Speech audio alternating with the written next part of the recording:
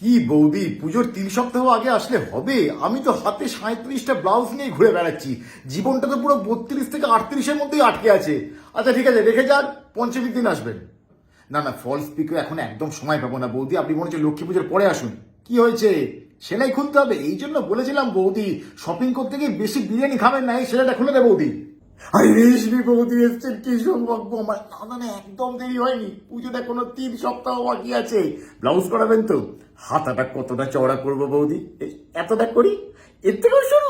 কোনো অসুবিধা নেই, এতটা ঠিক আছে তো?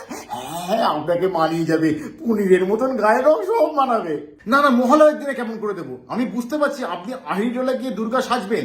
এক কাজ করুন, আপনি বরঞ্চ সন্দীপ ঘোষকে অসুর বানিয়ে নিন, তাহলে দেখবেন পাবলিক আপনার ব্লাউজের কালারের দিকে নজর দিচ্ছে না। বিসিআই কে একবার বলে দেখি নাকি। মনীষ মালহোত্রা ডিজাইন নিয়ে কি করবে?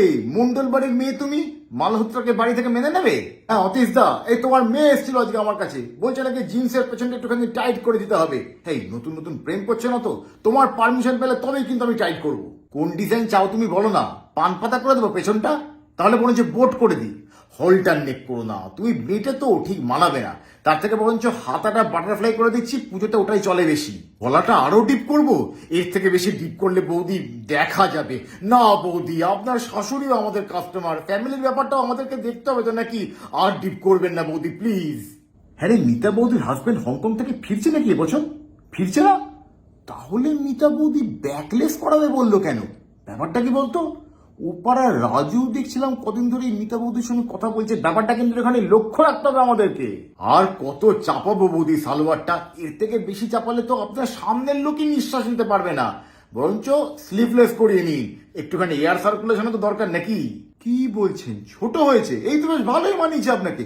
না না না, আমার চোখের মাথা কখনো ছোট হতেই পারে না। আপনি হাত তুলুন, হাত তুলুন, আরে বগল ফাটবে না আমি বলছি। না বৌদি, পিঠটা পুরো খোলা রাখবেন না। না না, এমনি কোনো অসুবিধে নেই, কিন্তু পুজোর সময় বৃষ্টি হলে মশা টশা বাড়বে, ডেঙ্গু ফেঙ্গু হয়ে গেলে কি দরকার, একটু ঢাকা রাখুন। কি, ব্লাউজের ওপরে কবিতা লিখতে হবে? না দিদি মাফ করবেন, এই কাজ আমি করতে পারবো না। পাশে দেখেছেন তো লালটুর খাতা বইয়ের দোকান, এইসব করলে বলবে যে ওর ব্যবসায় নজর দিচ্ছি। প্লিজ দিদি, ব্লাউজে জয় গোস্বামী জড়াতে পারবো না। বৌদি জিম করছেন তো? তাহলে বরঞ্চ কোমরটা ½ ইঞ্চি ছোট রাখছি। গরম জলে মধু আর লেবু মিশিয়ে খাচ্ছেন? তাহলে 1 ইঞ্চি করে দিচ্ছি, সব কমে যাবে বৌদি।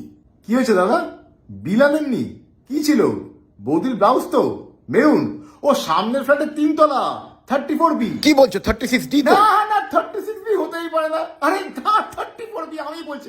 আরে বৌদিকে কি আমি আজ থেকে দেখছি? মানে কতদিন ধরে বৌদি ব্লাউজ করে দিচ্ছি বলো তো, চোখে দেখে আমি সব বুঝে যাই। আমি বলছি 34B, আপনি বৌদিকে ফোন করে কনফার্ম হয়নি? আরে বৌদির মা আমি জানবো না, আপনি জানবেন?